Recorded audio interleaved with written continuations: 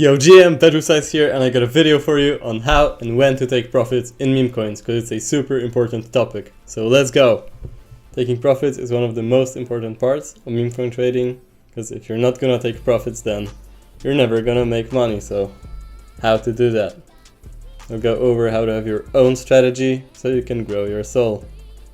And part one is to not get manipulated, because in crypto culture, holding forever is just praised, like being a hodler, never selling, everybody holding, hold is super praised. And some people can get manipulated by that, and I think almost everybody kinda being the victim of falling to like the pressure, or being a bit brainwashed into thinking that if you're gonna hodl forever, then you're like the best. If you're gonna hodl forever, especially in meme coins, then you're just gonna lose. Because there are things like Bitcoin that it can be like a different conversation, but in meme coins, 99.9% of meme coins are just going to die. So hodling forever, not a good idea, because meme coins are memes. They're temporary. They're not like a revolutionizing technology. So if you'll never take profits, you will never win. And what is funny is that often the people in telegrams that are saying that diamond hands stuff everybody hold are the ones cheating.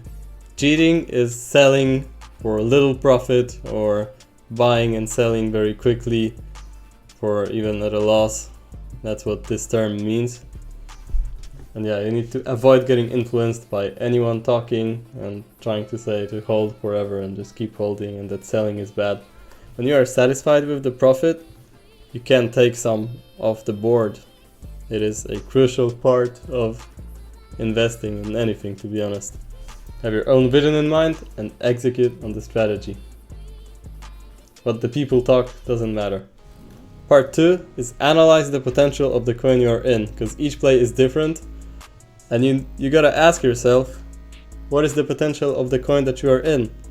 Because yeah, taking profits is good, but missing out on a crazy trade that can 10x or 100x your portfolio also sucks. So taking profits is not about just selling everything when you're up. It is about maximizing the potential profits while minimizing the potential losses. So here is an example. You got Peanut and you got Fart Guy. And I ask myself these questions, and you can ask yourself these questions too, because they're helpful. They can help you assess the potential of the coin. Most important is it original? Is it like a copy, or is it something original? Because if something is original and hasn't been done before, it has way bigger potential than something that is just a copy. Is it funny, or does it evoke emotion? So a very good rule is, if you laugh at a meme, like if it genuinely makes you laugh, then it has some potential, then it is good. Honestly, 90% of the cases, when I laughed from a meme and I bought it in, it sent. It's like, works very good, at least for me. Does it have potential to be a new meta? Does it appeal to normies, or is it a niche meme? Are the holders looking good? And is it overhyped, or is it underrated? And here we got answers based on these two coins above. Peanut, it's original. It evokes emotion because they killed the squirrel, so it evokes strong emotion in people. That have potential to be a new meta. It's already established, it's on 1 billion, so it started a new meta. It appeals to normies. It's like a worldwide loud story in press and everywhere. Are the holders looking good? Yes, you gotta check that yourself. And is it overhyped, or is it underrated? And now, when it's at 1 billion, it's like, I'm not gonna answer that. Everybody's gonna have their own view, but and Fart Guy on the other side, not original, not funny, at least for me. Doesn't have potential to be any new meta. Kinda appeals to normies, but it's a copy. Holders are bundled, because I checked. Something is bundled, that means that usually the developer, or it could be someone else, but usually it's the developer, just has a lot of the supply in multiple wallets and can control the chart and nuke it when he wants. And is it overhyped or is it underrated? And I mean, Fart Guy at a couple 100k, I don't know, for me it's just not too funny, so I think 600k is like quite high. I don't think it would go much, higher, but who knows. Sometimes super dumb memes can also do well. So, conclusion from that is Peanut has potential to be a long-term play. It's original and started a completely new meta, being part of a campaign. And Fart Guy doesn't have anything special about it. It's a copy, and it's most likely better to take profits aggressively on this one. So when you have a coin like this, and you know it's not like gonna live for long, because there is nothing to stand behind in this coin. Like, people are not gonna get involved and emotional with the story, like here they did. Then you can take more profits and more aggressively, because the coin is more likely to die. And when you have a coin like Peanut, let's say you would be on Peanut like earlier, and you ask yourself these questions, then you know this has potential, because the answers to these questions don't even change. When Peanut was on 10 mil market cap or 50 mil, if you'd see it and you'd ask yourself the same questions, the answers wouldn't really change. So you'd get the same, that it's original, it evokes emotion, it has potential to be new meta, and appeals to normies.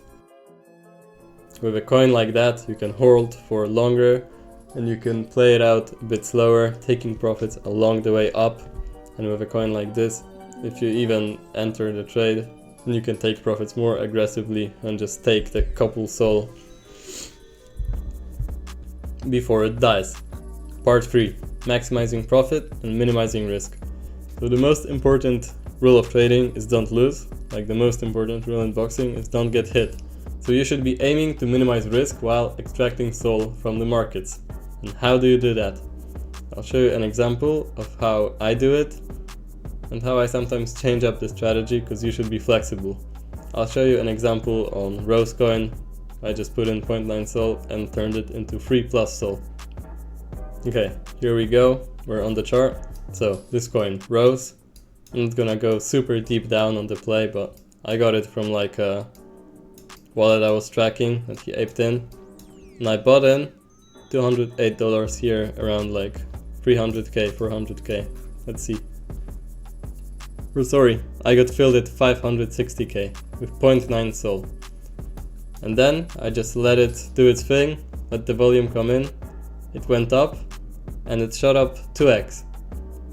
So I sold $230 here a couple minutes later. As you see, I bought in $200 and sold $230. But because it went over 2x, that $230 was just half of my position. So I put in 0.9 sol and I took 1 sol out and still had some in the game. Then it kept rising, boom, boom, boom, kept rising, and then I decided to take a bit more profits. At this 2.1 million mark, I took out another 0.84 sol. And then let it ride even harder, it pumped even harder to almost 5 mil, but started falling again. So on 4.1 million, I took out the rest of my position. This was a full exit with 1.65 sol. So if I bought in 0.9 sol here and it's 2x, then I decided to sell everything because it's profit, then I would just make literally 0.9 sol profit. But because I made my position risk-free, so I sold half here, let it ride, sell another part here, and then let it ride and sold another part here. It maximized the profit. Later, these two transactions don't matter because I tried to scalp it, but it just kind of died, so these ones matter. And how I assessed on this coin that it can send a bit harder, so I took profits a bit less aggressively, is that the TikTok meta thing was just starting. It was on the day that it was starting. My entry was 500k market cap, and I knew this can go to a couple million probably, because the volume was crazy. And it was original. I didn't see like the rose TikTok emoji coin It was called the official TikTok coin. Yeah, TikTok official coin. So I didn't see that before. It was original, and I decided to ride the trade a bit, and it worked out. So made like 2.9 SOL from it. A different example of how I sometimes change up my strategy depending on the trade is Yumi, because I bought it in like on pump fund levels or a bit after it graduated on 130k, but it was a top blast, so I was like, okay, what am I doing? Why am I top blasting? So I sold. But then I saw even bigger volume coming in, and I was like, okay, I gotta fix my mistake. I'll ape in, because I think even though it's a top blast, it can go harder. So I aped in 0.34. And I have an automatical take profit on 2x that takes out half of my position out. So when the coin 2x'd, as you see, 0.38 was automatically sold. But then I checked back the chart and it was on 600k right here. And even though I sold lower, I decided I'm gonna rebuy with what automatically got sold, because the dog is original. This was called like the new Doge. This was getting great volume, and I decided, okay, I'm gonna put this back in, so essentially risk what I had taken out and let it ride. So I went away from the PC, like 20 minutes later, boom, sends to 4 million, 3 million, and then I just started partially taking profits. So $270 here, $350 here, 200 here, 280 here, 80 here, 75 here, 60 here, and just little bags. But the most profits, as you see on this buy history here, I took between 3 and 5 million. Yeah, between 3 and 5 million I took the most profits. 1.2 SOL, 1.6, 1, 1.3. So sometimes you gotta adjust the strategy. Like you see here at the beginning, this seems like terrible trading. I bought in, then I sold, I bought back higher, then I sold half, and then I bought it back even higher. But everybody makes mistakes, and even though the entry was worse than the one before, I just knew this coin has potential, so I was fine with risking it. And it paid off, ended up being like a 1.5k profit trade. So that's why you have to be flexible, and you have to be able to do your own risk assessment and the assessment of the potential of the coin to then know what to do. And part 4 is moonbags. So moonbags are basically like little amounts of the coin that you leave in after the trade that can possibly like send even harder. If the coin sends even harder, the little part of the trade that you leave in can still generate you some nice profit. So leaving in moonbag should be like 3 to 10% of the play. Honestly, it depends on your size, but I would suggest 3 to 10% to be a moonbag, or you could do even less. You could do 1 to 10% if you wanna risk losing even less. And the moonbag you shouldn't care about at all. Like, you should leave it and forget it. Because like I said, if the coin ends up mooning, you still have a bag in it, which can give you some nice profit. So an example of that is, let's say you'd put in 10 SOL into Peanut at 5 million market cap. It goes 2x and you are 10 SOL in profit.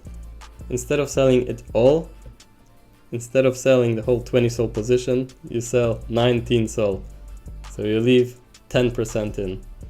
You leave 10% of your profits in and 5% of your total position. That's 10 million market cap. And then Peanut sends to 1 billion. Because this 1 SOL was just your moonbag, like a little part of the position, and you don't really care, that 1 SOL moonbag would be 100 SOL. See, that's how like moonbags have crazy potential to actually generate you profit. Even though you aped in 10 SOL in the beginning and you just left 1, that 1 SOL made 10 times the profit of this whole trade. Of course, Peanut is a crazy runner, so catching things like this isn't a daily occurrence, but this is a good example on which I wanted to explain how moonbags work. And if you enjoyed, you can leave me a sub. I stream daily, both on YouTube and on Twitch. You can join my TG channel. I do calls there and I try to share some more knowledge. And follow my Twitter. And thanks for watching. I appreciate you for being here. Bet Who Size is out.